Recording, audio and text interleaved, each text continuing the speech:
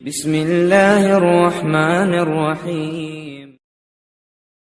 दोस्तों, एक ऐसा परिंदा जिसको लोग मनहूस समझते हैं। इस परिंदे को लोग उल्लू के नाम से जानते हैं। कुछ लोग इसको घर में परेशानी लाने वाला परिंदा कहते हैं। कुछ लोग तो यूँ समझते हैं कि जिस घर में भी ये परिंदा बोल पड़े या जिस घर में भी ये परिंदा आने लग जाए तो उस घर में बहुत ही बड़ी मुसीबत आने वाली होती है या किसी की मौत होने वाली है। ये परिंदा हमेशा वीरानों में रहता है। आखिर ये परिंदा क्यों सबसे छुपकर वीरानों में रहता है? इस परिंदे के मुतालिक हम आपके साथ मालूमात से भरपूर वीडियो शेयर कर रहे हैं, लिहाजा इस वीडियो को अंत तक ज़रूर देखें। और आप लोगों ने इस परिंदे को अपनी ज़िंदगी में कभी ना कभी तो ज़रूर देखा होगा। आपने ये भी महसूस किया होगा कि यह परिंदा हमेशा उदास ही क्यों रहता है और हमेशा वीरानों में ही क्यों रहता है। दोस्तों, एक बार एक शख्स हजरत इमाम जाफ़र सादिक की खिदमत में हाजिर हुआ।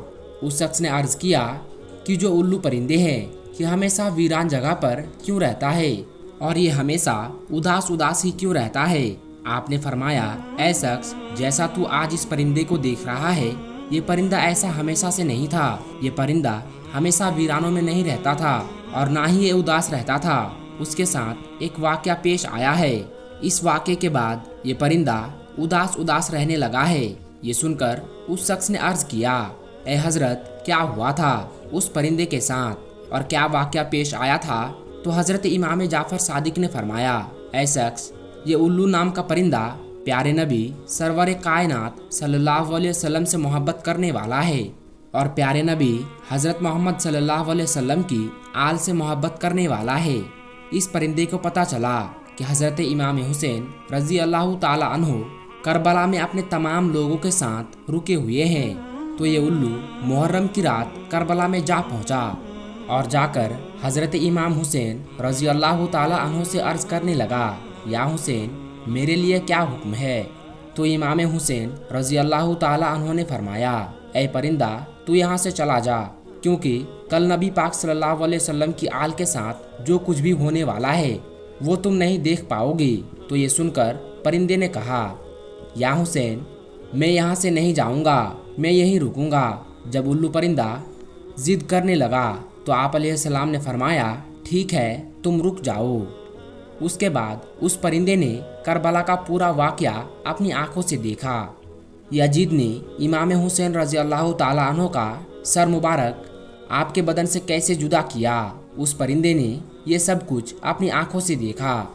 इमाम हुसैन रज़ी अल्लाह ताला अन्हु के साथियों के साथ जो सुलूक भी किया गया उस परिंदे ने अपनी आंखों से देखा।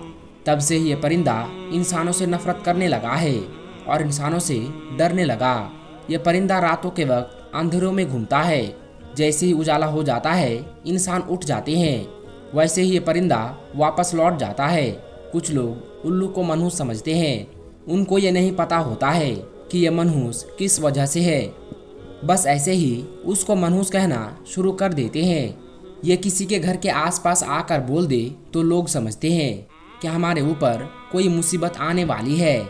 कई लोग तो ऐसे हैं जो लोग उसके बोलने की वजह से अपना घर बार छोड़ देते हैं।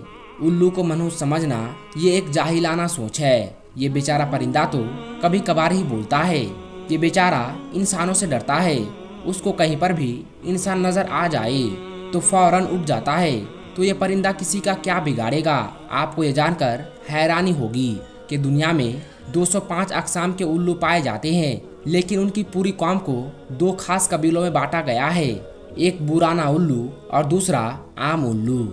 आपको याद रहे कि चूहे, कीड़े मकोड़े वगैरह इंसानों के दुश्मन होते हैं और उनके खेतियों के दुश्मन होते हैं, लेकिन उल्लू उनको अपनी खुराक बनाकर करोड़ों का अनाज बचाता है और लोगों की माली मदद करता है। इसलिए उल्लू इंसानों का दोस्त कहलाता है। आमतौर पर उनकी उम्र लगभग 12 साल की होती है। उल्लू अपना घोंसला पेड़ों की छांव में बनाता है या अपना घोंसला वीरान जगह पर बनाता है या फिर किसी कुएं में वीरान जगह पर बनाता है। आपको बताते चले कि दीगर बातों के अलावा भी इंसान को मुखातिब करते हुए एक गलत बात ये भी बोली जाती है कि उल्लू की तरह देख रहे हो, लेकिन उल्लू बेचारा तो अपनी आंखों से माजूर है। वो तो सिर्फ सीधा ही देख सकता है। वो हम इंसानों की तरह अपनी नजरें घुमा नहीं सकता। वो अपनी सिर्फ गर्दन घुमा सकता है। तो कुछ लोग उल्लू का ताना देकर लोगों को कहते हैं कि उल्लू की तरह क्या देख रहे हो। दूसरे परिंदों की निस्बत उसके पर बहुत ही हल्के होते हैं और मुलायम होते हैं, इसलिए जब ये उड़ता है तो उसके परों की बिल्कुल भी आवाज़ नहीं होती। दोस्तों, उल्लू से मुतालिक मुख्तलिफ इलाकों में मुख्तलिफ किस्म के अकीदे पाए जाते हैं। जैसे कि बरतानिया में उल्लू के बोलने या उसके रोने की आवाज़ को मनहूस समझा जाता है। जुनूनी अफ्रीका में उल्लू की आवाज़ को मौत की अलामत समझा जाता है। कनाडा में लगातार 3 दिन उल्लू के बोलने से किसी की मौत समझी जाती है। ईरान में उल्लू की अच्छी आवाज़ को खुशी का खबर समझा जाता है और रोने वाली आवाज़ को बुरी खबर समझते हैं। तुर्की में भी उल्लू को मनहूस समझा जाता है, लेकिन सफ़ेद बाल वाले उल्लू को सही समझा जाता है। हिंदुस्तान में उल्लू का घर पर बैठकर बोलना अच्छा शगुन नहीं माना जाता, लेकिन हिंदुस्तान में दिवाली के मौके पर खुशखबरी लाने के लिए, जादू टोना खत्म करने के लिए उल्लू की बलि चढ़ाते हैं, यानी कि उल्लू की कुर्बानी देते हैं। दोस्तों, आज की इस वीडियो में बस इतना ही। हम मिलेंगे आपको अगली वीडियो में।